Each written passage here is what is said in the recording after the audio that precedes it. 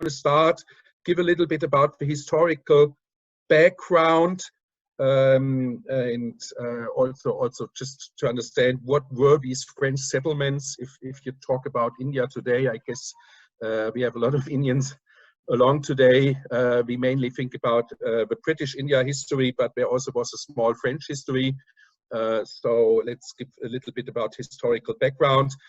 When I want to look into the postal development, and when I want to look into the connection into the world, mainly the letters between India and Europe. And if you have time, I want to show you how the whole adhesive stamp period started. So this is what I want to do today. So let's see if this is working. Yep. Start with historical development.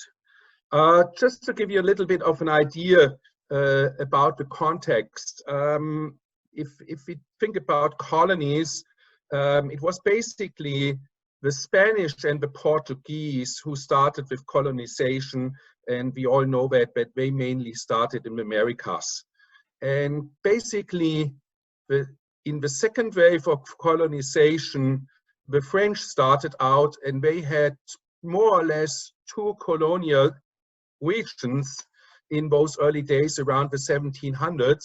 That was North America and that was the eastern part of India, which we can see here with North America, which was French, and that was the part which was more or less dominated by the French in India. This colonial empire came more or less to an end with the end of the Napoleonic Wars. And around 1850, the French started to build up a second colonial empire, which is more or less the one that we also know from all the stamps from French colonies, mainly in Africa, but also Indochina and some parts of South America and Oceania. The interesting thing is that basically French India was part of both colonial empires and of both waves of colonization, but we all have to know that basically by 1816 there were only very, very few cities or settlements left which were French in India.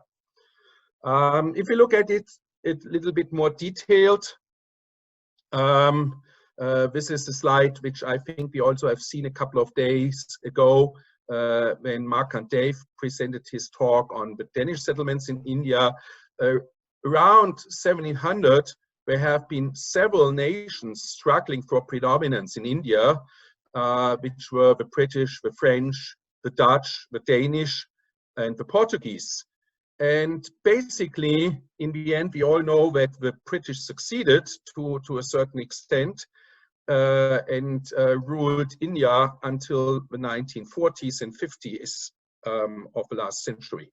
And still, we know that some parts of the Portuguese Empire and some parts of the French colonies remained. If you look at the cities that remained and which we also have any postal artifacts or philatelic artifacts of, we are talking about 5 settlements or cities. That was mainly as the capital, Pondicherry, which is still the capital of the Indian state, named the same name today. Then it was a little bit south, the city of Karikal, a little bit north, the small settlement of Yanao. At the Gulf of Oman, we had a small settlement of Mahe. And then we had a more or less still small but bigger settlement just north of Calcutta of Chandanagar, which also had a lot of political role and was important, basically because the French had much, much more liberal laws than the British. So Chandanagar was very famous for 3 things. First of all, it was a safe haven for political refugees. So also Mr. Gandhi went to Chandanagar a couple of times to relax. Yeah, it was a place to gamble, so a lot of British officers went there to gamble, and it was a place for prostitution. which was not allowed in British India, but was allowed in the French territories. If we look at those settlements, yeah, we have to see this is really, really small. This is like you know much better than me, that India is a huge subcontinent and always has been a huge area. And whatever has been French in more or less a philatelic perspective has been very small, yeah. So we are talking about more or less 500 square kilometers of covered area split among those 5 settlements. It's more or less the size of the Principality of Andorra today. And around 1850, we had 178,000 inhabitants, out of which 1,227 in that 1848 census were Europeans or white or whatever you would like to call them.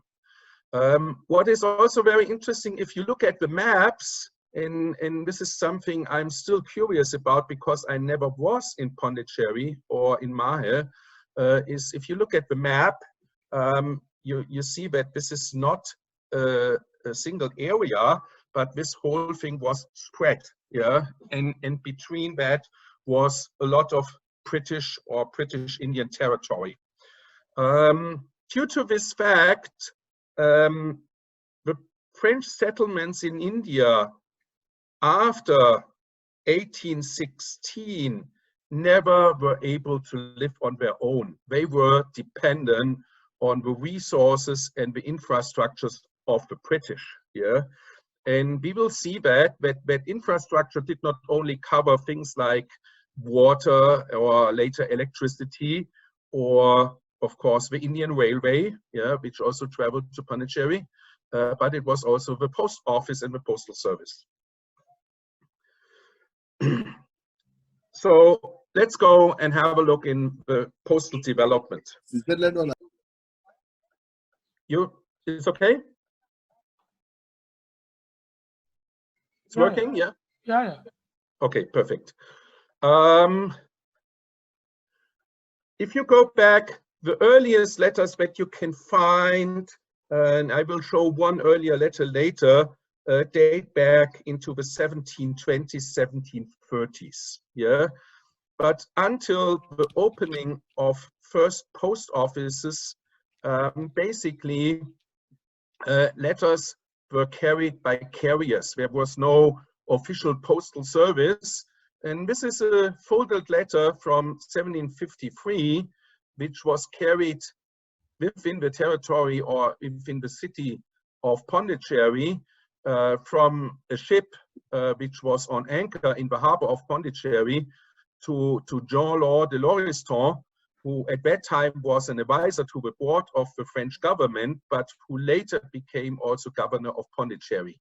So basically, if you look at letters from these days, just there's nothing that you can really determine from let's say postal markings or anything. It's basically that you have these written letters and you have the date lines, and of course in this case the person who received that letter was rather famous, so you can look that person up and can find out about that. The whole family of de Lauriston has been a very important family, and there have been several important members of that family, and several have been born also in Pondicherry. By the that's wrong, sorry, it's 1754, yeah. By the mid-1700s, there was a great war between the British and the French. In Europe, it's called the 7-year War. But basically, the 7-year war was maybe the first worldwide war, because it was fought in Europe, it was fought in North America, where it was interestingly called the French-Indian War, but not meaning the guys from India, but the Red Indians.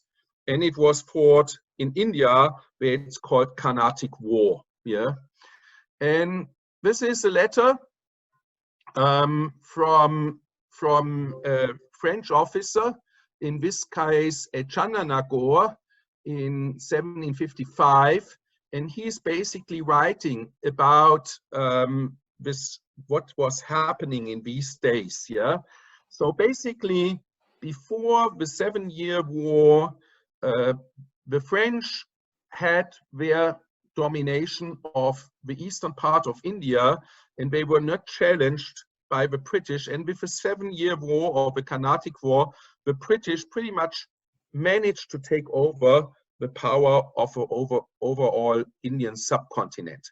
And also from these days, we only have a few letters, like there's a set of 6, maybe 7 letters surviving from this particular correspondence. Yeah, I myself own 2 of them. I think Markant has also 1 or 2 from the same series, and I've seen at least 1 more, and I suspect that there are maybe 2 other ones still in existing. And basically you cannot say how much philately is around that, but for sure this letter has been carried somewhere, most likely from the writer in French India back to France. Oops, I'm missing a letter. Okay, sorry, doesn't matter. After the 7-Year War, the power on those 5 settlements between the French and the British constantly changed. Yeah, so there has been a whole series of occupations and takebacks, and also like partial occupations. And what is most interesting is during that period between the end of the 7-Year-Old War and before the French rule really got settled in 1816, the British started to open post offices on French territory in India. Yeah, so even though the 2 nations have been in a more or less status of war and peace, the British started to open post offices. And what is really interesting is, like, this is quite an early letter carried from Pondicherry to Chandranagore through the Indian postal system by the British, and it was used by the French. Yeah, so around that time, the British said, okay, we will rule the infrastructure, including the postal system. And the French said, we're going to use it. We're going to be the lazy guys. We're just going to use it. Yeah, and this was rather an interesting thing.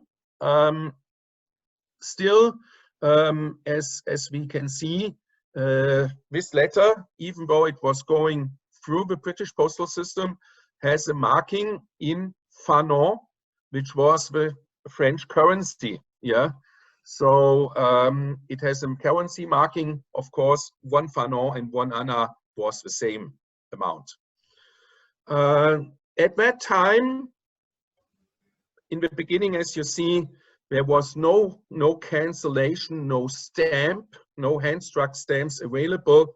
But soon they started to have hand-struck stamps, and this post-paid Pondicherry one and this Chandranagore post office one, these are very typical hand-struck stamps by the British PO for those days. And you can basically see these are improvised. Yeah, this is not standardized. This is very improvised. Yeah, there have been several cancels, like there's also this one, Pondicherry post paid. There's also a second version, Pondicherry post not paid. There are some other ones. They are all very, very rare, and they only have been used in a course of a few years. Yeah, and this was basically between the 1795 and 1837. And basically, I think 1837 is maybe the most important date in British India postal history, because at that time you had you had the convention. Sorry, now here's my letter, but I'm gonna skip that one. This is like, we have seen a French letter talking from the French side, and sorry about the sequence. This is a letter by a British officer who was in the Bay of Bengal of Pondicherry, writing about fighting the French and the Danish. Yeah, so we have still letters from both sides, and this was sent to Banff in Great Britain. So I'm sorry about that. So this whole period of early development basically got to an end in 1815 and 1816. So for those who know history, in 1815 there was the Vienna Congress, and that solved a lot of issues. And as we all know, the British and some other countries were on the winner's side, and the French were the losers, because ultimately all the attempts of Napoleon to conquer Europe in some other parts didn't lead to anything. And with the Vienna Congress, that all was settled. Still, the people at the Vienna Congress did decide that the French were allowed to keep their 5 settlements in India. So if we talk about the French settlements in India, and if we talk about whatever has been there until it was taken over by the Republic of India, the birth date was the Second Treaty of Paris, which was one of the sub-treaties of the Vienna Congress, which ensured the French colonial rule for the 5 settlements. And this is a very interesting letter that we see here. This is by the Comte de Py, and this guy was the new governor of French India. And basically he traveled from signing that treaty in Paris, he traveled to India to take over control and power. And here we have a letter that he wrote in Madras even before he entered his new place where he would be governor. This was a letter which has been sent on the trip to Pondicherry, and it's directed to the Count Malvois, who was before that the governor of a commandant de Seychelles. Yeah, so he was the head of the former French colonies of the Seychelles, and that was also lost to the British at that time. And now he was the Directeur des Salines. So he was the head of the salt-making factories there. What is interesting for those who have been participating in Markant's talk last week, he showed a letter from Tranquebar, which was Danish at that time, directed to the Madame Malvois in French India in Pondicherry. And so most likely Markant's letter is directed to the spouse of Mr. Malvois, who is the recipient of this letter. Yeah. So this is something that I guess Markant and I have to research, because I've seen that letter first and I checked on that. But it must be that, or it might be his daughter. We don't know. What is interesting is that the British, they have been quite intelligent, and they offered the French something that the French liked to take. Yeah, and they said, you can send your post, your government post, through the British postal system in India for free. Yeah, and there's plenty of letters that collectors and postal historians can find, which have these post-free markings for the French government until the last day. And there are many letters actually which have been post-free, mailed to, for example, General de Gaulle. You had to pay the airmail fee, but the domestic fee was free, and they were all post-free. So this is pretty much the very first letter where a French government official in India took the privilege of sending a letter post-free. Yeah, and one of the good things about that was that it allowed the British to control the mail of the French, because certainly the mail went through their hands, and so they had an easy access.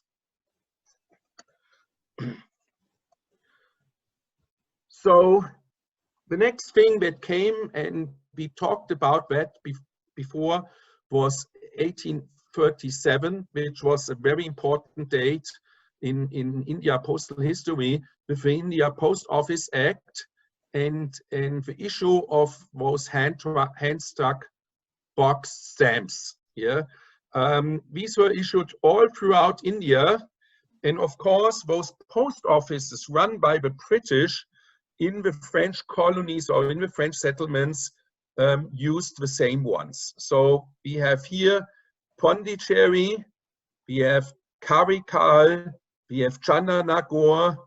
These are the three ones which do exist. Chandernagore is very seldom. Karikal is also very seldom. Pondicherry is not so seldom. Several variations do exist. What is very interesting about this single letter is that actually you can see that the British have not been using exactly the same names as the French. For example, in French, Karikal was with a K, in the British wrote it with a C. Chandernagore had in the end an R, and the British ended an E in the end. Had one R in the end in the French spelling, and had two R's in the end with the English spelling. So this is probably the only existing India Post Office Act hand-struck box stamp which is in French language, at least by the name of a city. They have discovered their error, and they issued a Pondicherry box stamp very soon with two R's. Yeah, so this is always something that you can see if you're not sure if something is British or French in the pre-philatelic area.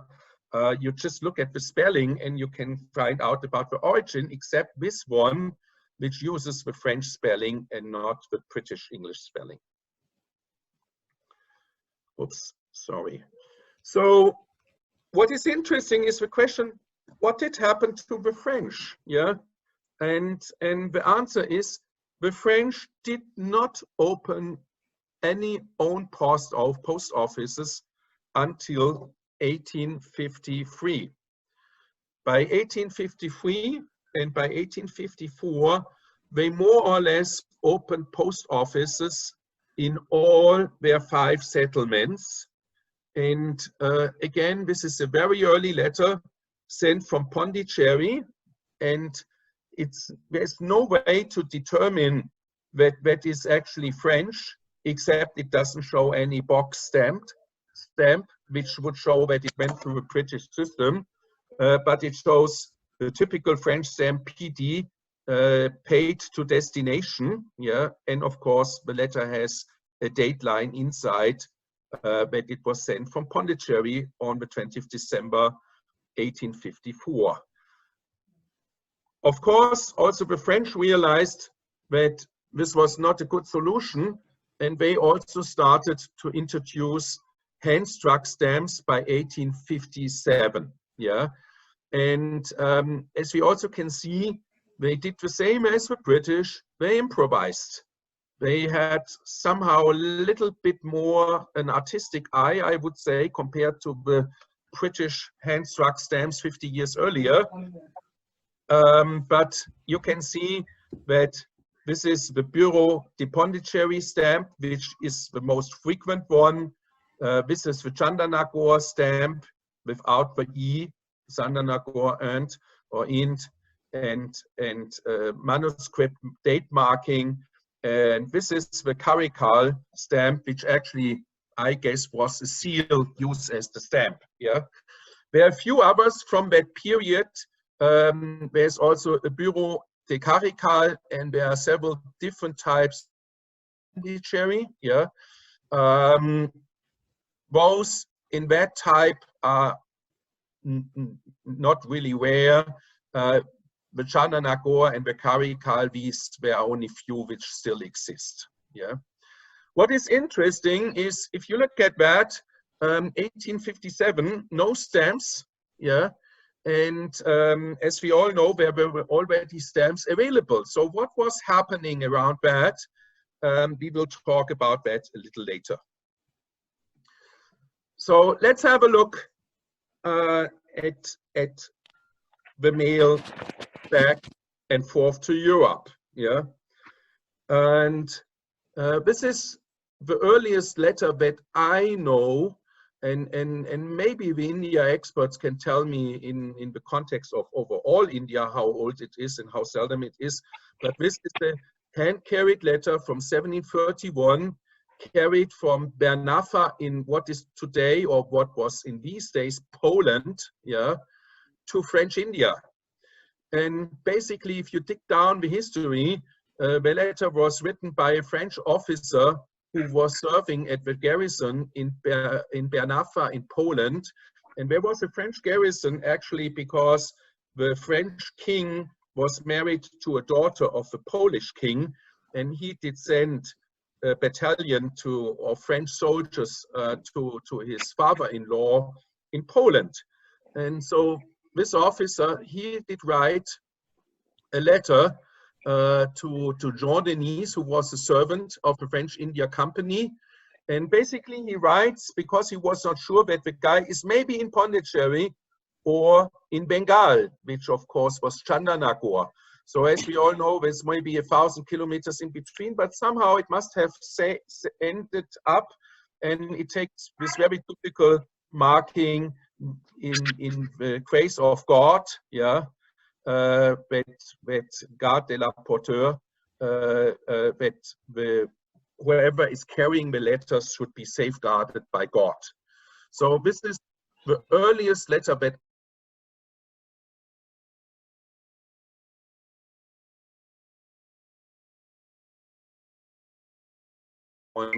which have been traveling between Europe and India, also to the non-French part. But this is really a very nice piece. In the 1870s, meaning from around all the time, the ships were going around the Cape of Good Hope. Yeah. And as you are very familiar, in these days, these were sail ships, not steamships. So they had a traveling time of more or less 9 months to go back and forth, to go one direction. And it was also not possible to travel all year round because of the winds of a monsoon. Basically, these ships left Pondicherry and they went to Lorient. Lorient was at that days the harbor of the French East India Company. Yeah, so that was their harbor where they had their ships. And this is a nice example of a letter who says colonies, C-O-L, par Lorient. So it means colonies through Lorient. Yeah, and it's date-lined Pondicherry 7070. There are several of these markings Lorient, but there are also other markings for Brest or Le Havre. Yeah, so it's not, Lorient was not the only port. There were other ports too, but these markings are rather seldom. Yeah. After 1816, and the ports also change. Lorient loses its importance, and therefore Bordeaux becomes the most important entry port besides Le Havre. And they had, this is a letter carried from Pondicherry on an individual ship to Bordeaux, and in Bordeaux it received the cancellation pas de outre mer overseas through Bordeaux. What is interesting is at these days the rate for domestic postage within France was 10 décimes, and out of which 1 decime was for the ship captain and 9 decime was for the French delivery. So from Pondicherry to Bordeaux was rather cheap compared to the domestic postage rate.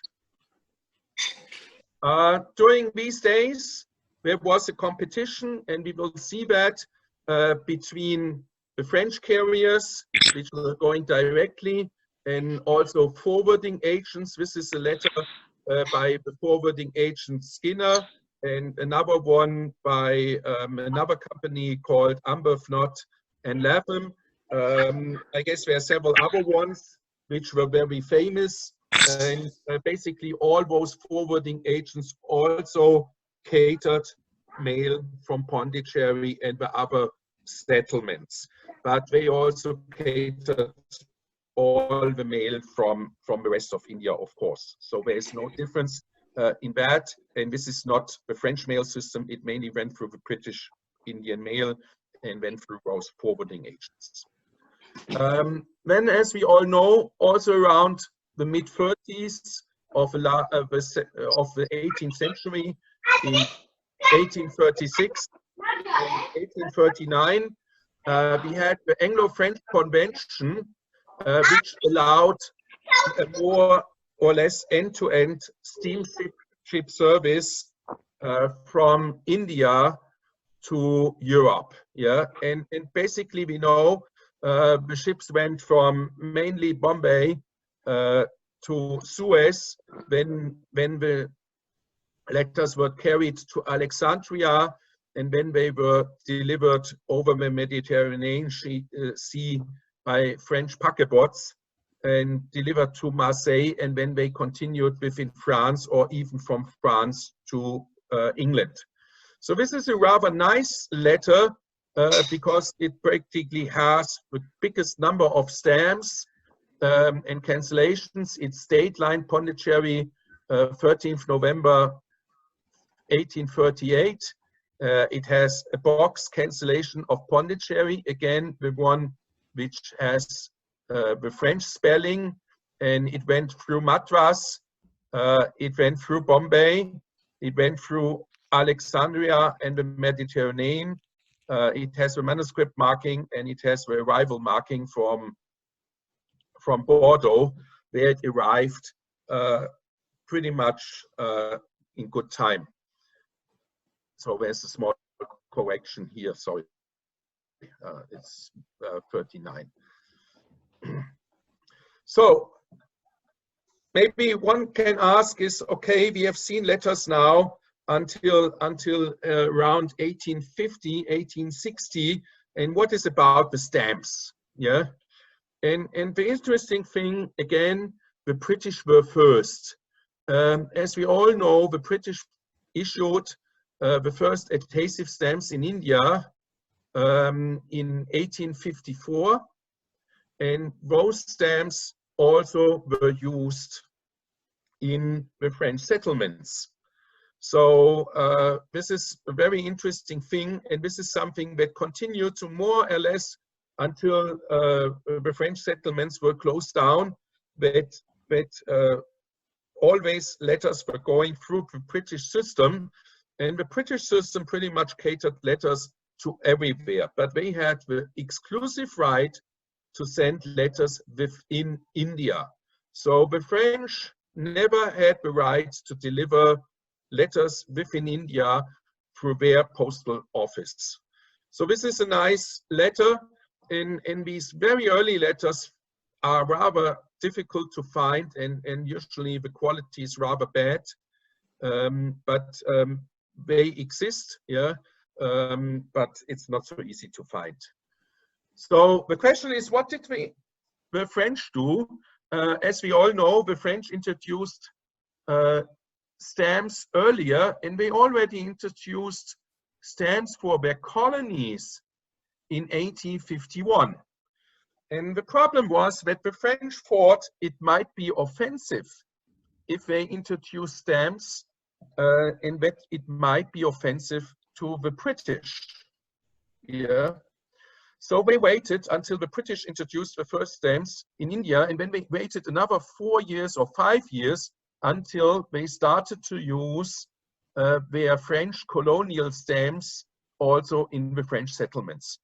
What is interesting about those stamps, and this is actually a picture of those very early stamps, the first series with the imperial eagle. It doesn't say French settlements in India.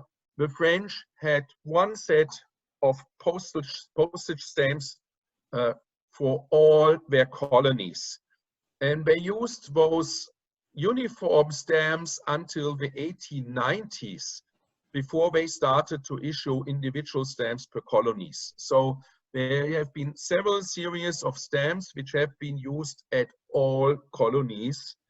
And if you have those stamps, like in this case on a letter, you can easily see where the letter originates, but the French used mute cancellations in these days in the beginning, and it's something for a specialist to find out if this cancellation is from French India or maybe from somewhere else. But by that time, the French started to use adhesive stamps too. And from 1859 until the end of the colony in 1954, there was a duality of the British and the French postal system. I'm through with my time now pretty much. And of course, I cannot go into the details about how this whole thing evolved.